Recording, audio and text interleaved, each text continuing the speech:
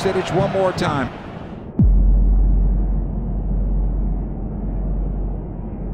Has a go at goal, score! Baggio Hušidić with the goal of the week! 1-0 Galaxy!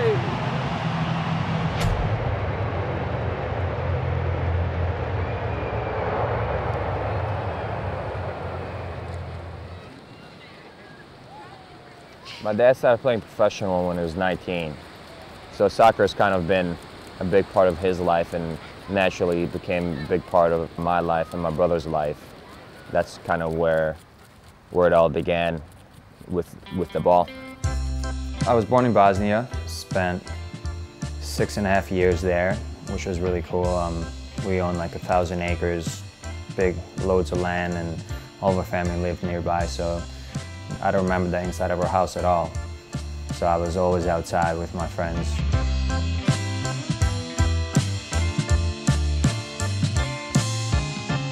Recently, my dad came across this footage of me as a kid in '92, right when the war started.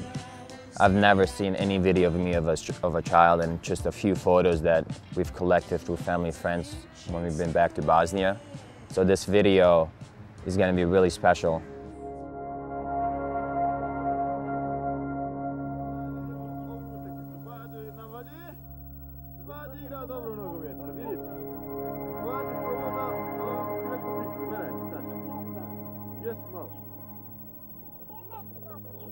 Yeah, it's my dad.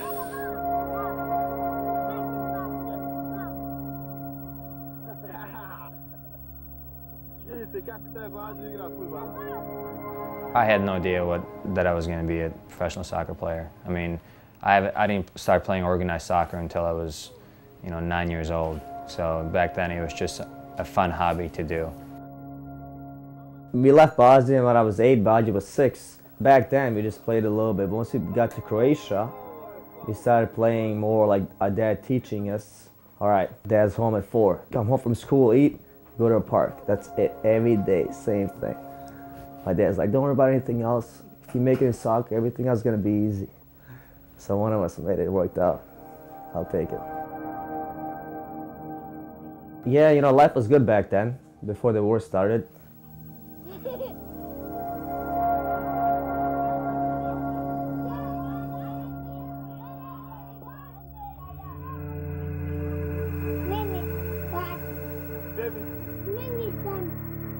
I was about 5, yeah. Things kind of changed a bit with the Civil War getting a bit too close. My parents made a decision to flee, and I think it was the right decision because we eventually found out that our house got bombed and, half of it was torn down. I think people talk about rock bottom without them really knowing how bad rock bottom could be. Because to somebody, their rock bottom could be a dream come true.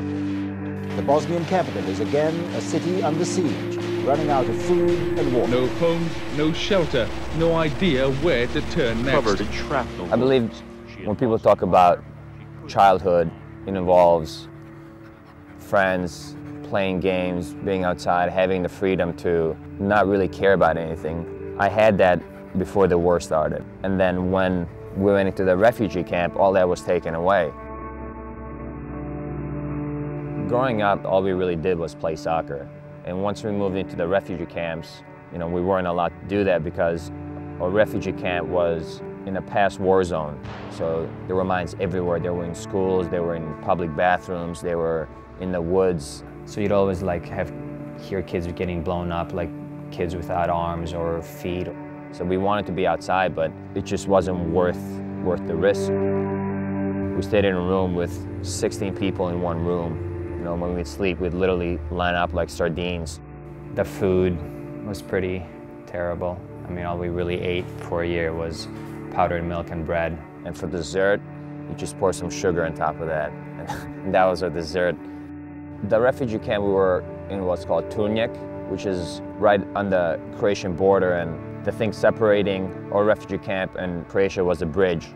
My dad paid off a soldier to go across. So he paid him quite a bit of money to do that, and he had the same soldier kidnap his 2 kids and my mom.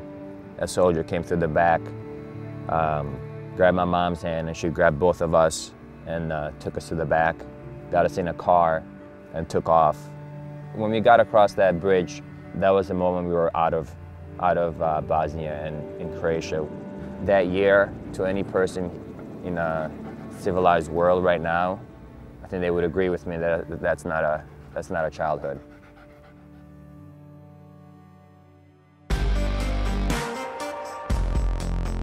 Reflecting back on all the trouble and all the difficult times my family has had, it makes all that suffering worthwhile.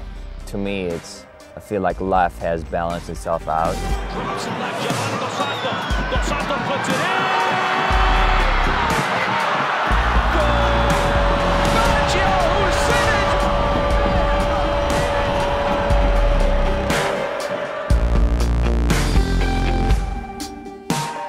Yeah, the future is really really bright. I'm expecting my first child. You know, I'm hoping to instill some of the stuff I learned in my lifetime and through my life experience, letting him know that everything he gets, that he'll have to work for it in some way. I don't want him to suffer the way I did, but I think suffering is definitely a good lesson for a lot of people. To be doing what I've dreamt of doing for a long time is an incredible accomplishment. It makes it that much sweeter, overcoming the obstacles to get where I am today and being with the Galaxy and being a successful player and, you know, living the life of what many people would consider a dream. And I don't see it as that because I'm in the present, but I think I'm a bit naive to think that my job isn't incredible. And you know, I'm very thankful that I get to do this day in and day out.